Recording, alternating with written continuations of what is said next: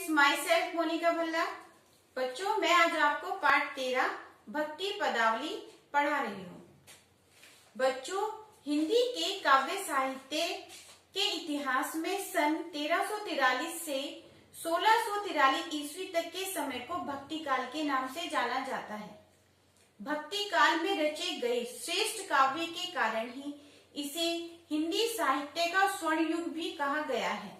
मीराबाई इस युग की एकमात्र कवित्री थी। श्री कृष्ण में उनकी अपार भक्ति थी। वे कृष्ण को ही अपना पति और सब कुछ मानती थी। श्री कृष्ण के प्रति उनके हृदय में एक निष्ठ प्रेम, श्रद्धा और भक्ति का भाव था।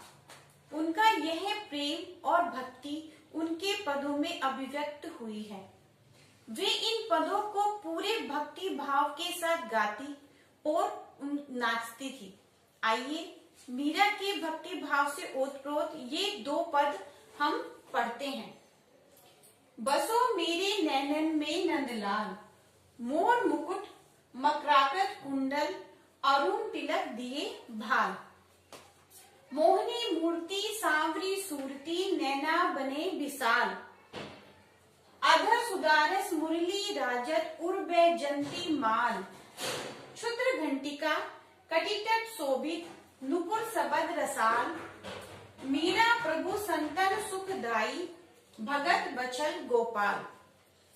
पहले पद में वे श्री कृष्ण की विशाल नैनों से युक्त उस मन मोहिनी सांवली सूरत को अपनी आंखों में बसाना चाहती है, जिसमें उनके सिर पर मोर का मुकुट, कानों में कुंडल, मस्तक पर लाल तिलक, होठों पर मुरली, गले में बैजंती माला, कमर पर छोटी सी घंटिका और पैरों में मधुर ध्वनि करने वाले घुंघरू शोभायमान है।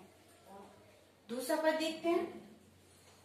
मेरे तो गिरधर गोपाल, दूसरों ने कोई, जाके सिर मोर मुकुट मेरो पति सोई। तात मात भ्रात बंधु आपनों ने कोई, छाड़ी दई कुल की कानी, कहा करहे कोई। संतन दिन बैठी बैठी लोक लाज खोई। अस्वल जल सींची सींची प्रेम बेली बोई। अब तो बेल फैल गई आनंद फल होई।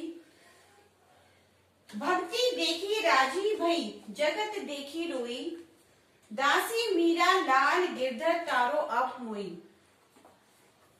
दूसरे पद में मीरा श्री कृष्ण के प्रति अपना अनन्य प्रेम प्रकट करती हुई कहती है कि इस संसार में गिरधर गोपाल के अतिरिक्त मेरा और कोई नहीं है। मोर मुकुट धारण करने वाले श्री कृष्ण ही मेरे पति हैं। उनके अलावा माता पिता, भाई बंधु, मेरा अपना कोई नहीं है। मैंने संतों के पास बैठ बैठकर कुल की मर्यादा और लोक लाज दोनों को गवा दिया है। आंसुओं के जल से सींच सींच कर मैंने श्री कृष्ण प्रेम की बेल बोई है। अब वह बेल फैल गई है और उस पर आनंद रूपी फल आ गया है। अब मुझे भक्ति देखकर प्रसन्नता और संसार को देखकर दुख होता है। अंत में वे श्री कृष्ण से विनती करती हैं कि हे गिरधर, मैं आपकी दासी हूँ, मुझे संसार सागर से पार लगा दो। धन्यवाद।